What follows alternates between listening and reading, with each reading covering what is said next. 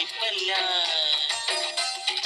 സ്നേഹം തേനല്ല, നോവിൻ കൈപ്പല്ല, കണ്ണീരും കൈലേസുമല്ല, വെറുതെ പറയുന്ന വേദാന്തമല്ല, മഴവിൽ നിറമുള്ള നുണയൊന്നുമല്ല, നെഞ്ചിൽ വേരുള്ള ചങ്ങാതിയല്ലേ.